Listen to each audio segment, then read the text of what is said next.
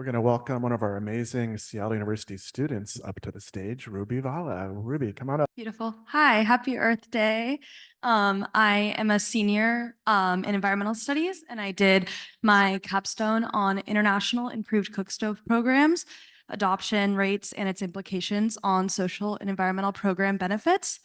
And this really applies to Seattle U because part of our budget that goes towards carbon offsets goes towards cookstove programs. So we help fund these.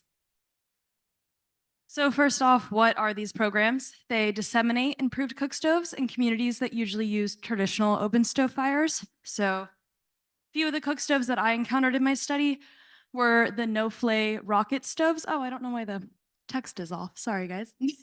The liquefied petroleum gas stove and the Patsari stove. And what these stoves usually, is this the clicker? There we go. What these stoves usually replace are three-stoned open fires, or what they aim to replace. And these fires can have a lot of negative health impacts.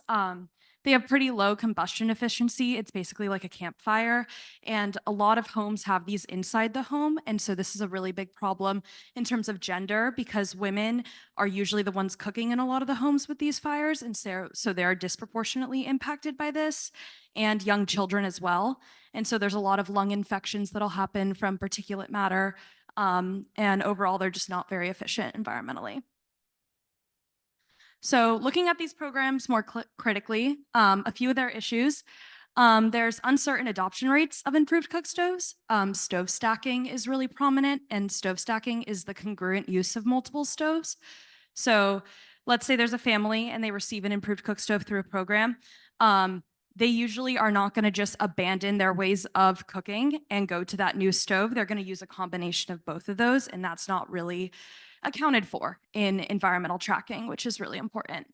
Um, and so, yeah, basically what I was just saying, they struggle to account for user preferences.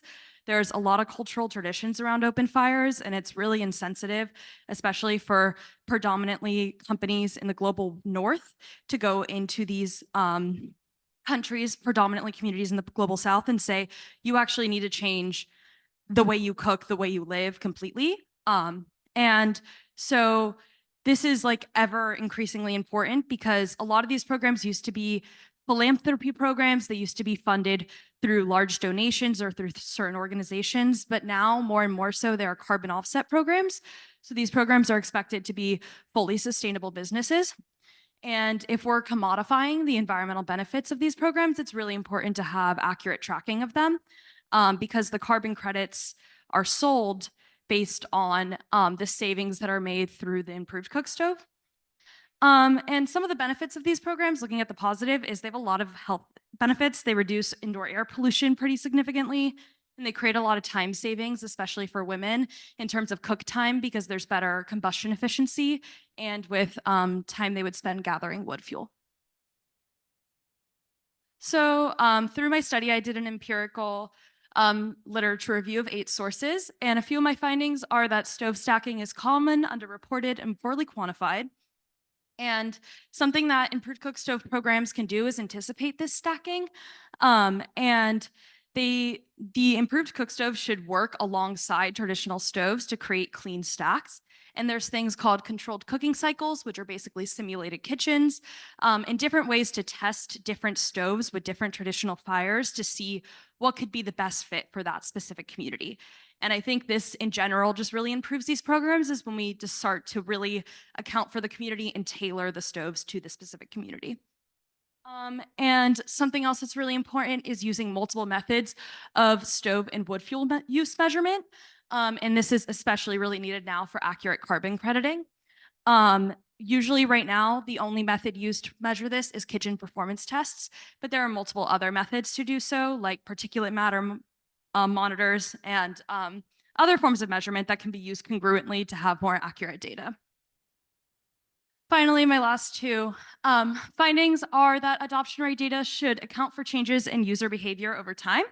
So there are certain traits in households, like if your eyes are really irritated by the smoke, that makes you much more likely as a family to adopt that improved cook stove.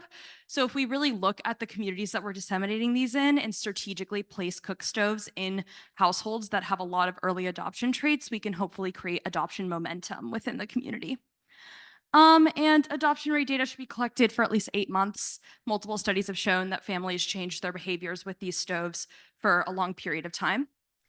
And finally, these improved cook stoves can have significant health and gender co-benefits and climate benefits. It's just really important that we take um, families and cultural preferences into account and have them be part of the decision making of how these stoves are going to be made, and that we don't expect people to completely abandon their traditional ways of cooking. Instead, these can be a great way for people to have a different stove to use alongside their traditional one. Thank you.